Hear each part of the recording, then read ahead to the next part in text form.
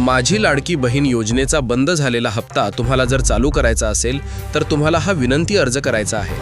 हा अर्ज कसा करायचा, कुणाकडे हा अर्ज द्यायचा हे पाहण्या अगोदर सर्व लाडक्या बहिणींनी कमेंट करून सांगा तुम्हाला नोव्हेंबर-डिसेंबर महिन्याचा हप्ता मिळाला आहे का किंवा नाही मिळाला। हे कमेंट करून सांगणं अत्यंत गरजेचं आहे। व्हिडिओ शेवटपर्यंत पहा आणि चॅनलला लाईक, शेअर आणि सबस्क्राईब केलं नसेल तर आत्ताच करा। चला तर मग बघूयात या विनंती अर्जाबद्दल सविस्तर माहिती। हा अर्ज भरल्यानंतर लाडक्या बहिणींना इथून पुढचे हप्ते सुरळीतपणे सुरू होणार आहेत। नोव्हेंबर-डिसेंबर महिन्याचा हप्ता मिळाला नाही त्यांच्यासाठी हा व्हिडिओ खूप महत्त्वाचा असणार आहे। हा अर्ज नेमका काय आहे, हा अर्ज कोणी भरायचा आहे, कशा स्वरूपात भरायचा आहे, अर्ज कुठे जाऊन तुम्हाला सबमिट करायचा आहे, हे सविस्तर या व्हिडिओमध्ये आपण पाहणार आहोत। व्हिडिओ स्किप करू नका, शेवटपर्यंत पहा। लाडक्या बहिणीसाठी महत्त्वाची सूचना। लाडक्या बहिणींना नोव्हेंबर-डिसेंबर महिन्याचा हप्ता मिळाला नाही अशा लाडक्या बहिणीसाठी महत्त्वाची अपडेट समोर आली आहे। ज्या लाडक्या बहिणींना नोव्हेंबर-डिसेंबर महिन्याचा हप्ता मिळाला नाही किंवा बंद झालेला आहे अशा लाडक्या बहिणीसाठी विनंती अर्ज आलेला आहे। लाभ चालू करण्याबाबत हा अर्ज आहे। हा विनंती अर्ज केल्यानंतर लाडक्या बहिणींना योजनेचा लाभ सुरळीतपणे मिळणार आहे। या अर्जामध्ये तुमचा तालुका, जिल्हा, मुख्यमंत्री माझी लाडकी बहीण योजनेचा रद्द झालेला डीबीटी लाभ दुरुस्त करून पुन्हा सुरू करण्यात यावा याबाबत अर्ज महोदय। सविस्तर अर्ज बघून माहिती भरण्यात यावी। पुन्हा दुसऱ्यांदा चुकी होता कामा नये याची दक्षता घ्यायची आहे।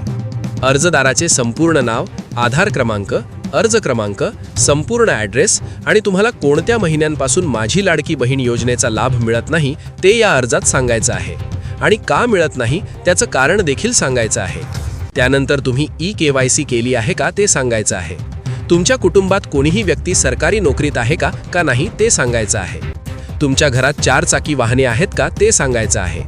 तसेच तुमच्या कुटुंबाचे वार्षिक उत्पन्न 2.5 लाख रुपयेपेक्षा कमी असून मी लाडकी बहीण योजनेसाठी पात्र आहे असं सांगायचं आहे।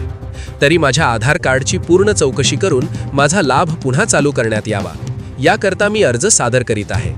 ठिकाण, तारीख, मोबाईल नंबर, अर्जदाराची सही आणि आवश्यक कागदपत्र झेरॉक्स। 1.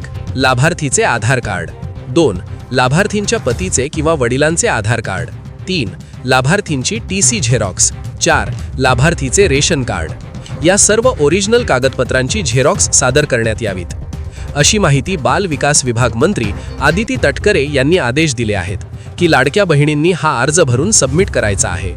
बंद झालेला हप्ता चालू होईल अशा सूचना बाल विकास विभाग मंत्री आदिती तटकरे यांनी दिल्या आहेत। या अर्जाची पडताळणी झाल्यानंतर तुम्हाला या योजनेचा लाभ मिळणार आहे। ही माहिती महिला व बाल विकास विभाग मंत्री आदिती तटकरे यांनी सांगितले आहे की अंगणवाडी सेविका तुमच्या घरी येऊन माहितीची पडताळणी करतील। त्यामुळे हा अर्ज तेव्हाच करायचा आहे जर अंगणवाडी सेविका तुमच्या घरी नाही आल्या तर हा अर्ज करायचा नाही। वरून असे आदेश दिलेले आहेत पण अजून ते आदेश अंगणवाडी सेविकांपर्यंत आलेले नाहीत आणि अर्जासंदर्भात अजून जसा ठोस GR आलेला नाही हे लक्षात ठेवा।